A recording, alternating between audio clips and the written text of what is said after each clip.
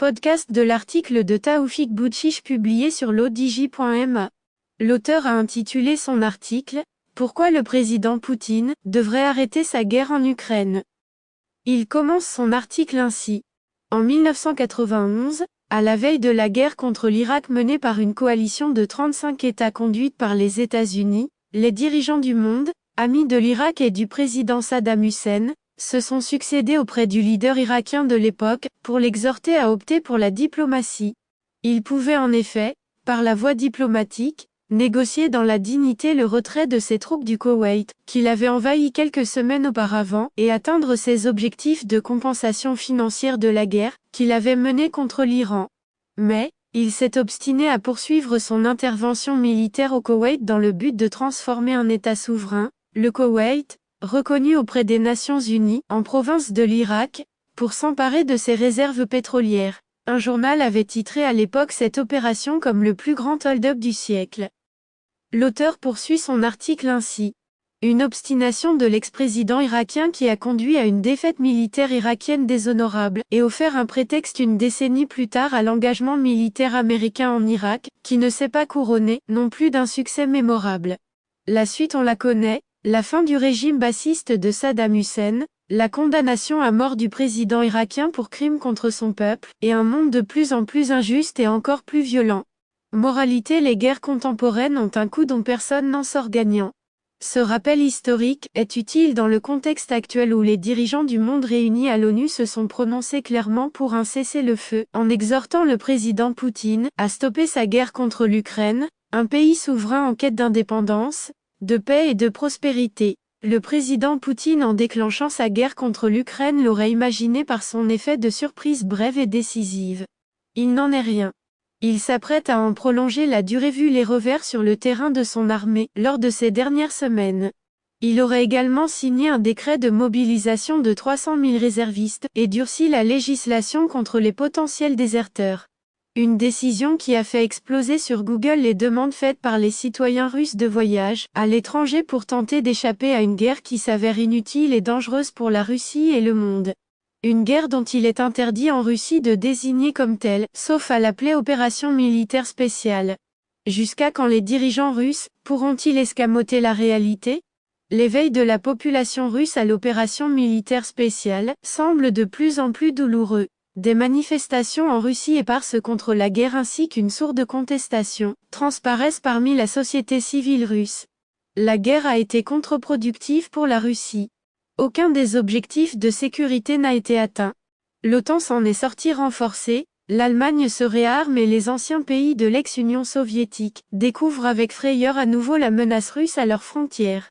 Ils se tournent encore plus vers l'Europe et les États-Unis en quête de protection. Les pays censés soutenir la Russie, Chine, Inde, Turquie, Iran, Pakistan, réunis lors du 22e sommet de l'Organisation de coopération de Shanghai organisé les 15 et 16 septembre dernier à Samarkand en Ouzbékistan, ont pris soin de ne pas afficher un franc soutien à la Russie. Leur déclaration finale n'a même pas mentionné le conflit Russie-Ukraine en cours. L'auteur précise sa pensée ainsi. D'autre part ailleurs dans le reste du monde, cette guerre n'arrange rien. Elle provoque des préoccupations, dont le monde se serait bien passé après la pandémie de la Covid-19, qui a causé des perturbations mondiales sans précédent depuis la Seconde Guerre mondiale. En effet, aux difficultés sanitaires, les crises énergétiques et alimentaires sont venues s'ajouter au tableau déjà très sombre d'un monde en proie à la crise climatique, les sécheresses successives, les incendies majeurs et autres catastrophes naturelles comme les récentes inondations au Pakistan.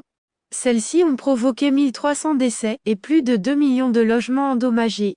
Dans ce contexte, Poutine, selon ses dernières déclarations, semble encore tenter de jouer aux échecs en brandissant à nouveau la menace nucléaire. Mais, s'il fait cela, les conséquences seraient désastreuses pour la Russie d'abord.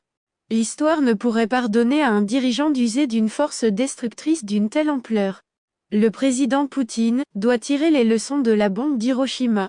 Bien qu'elle ait permis aux États-Unis d'arrêter l'agression japonaise, elle reste une tache noire dans la conscience universelle. D'autant plus que le spectacle de milliers, voire de millions de victimes, parmi les civils ukrainiens, ne fera que choquer encore plus l'opinion publique russe et mondiale.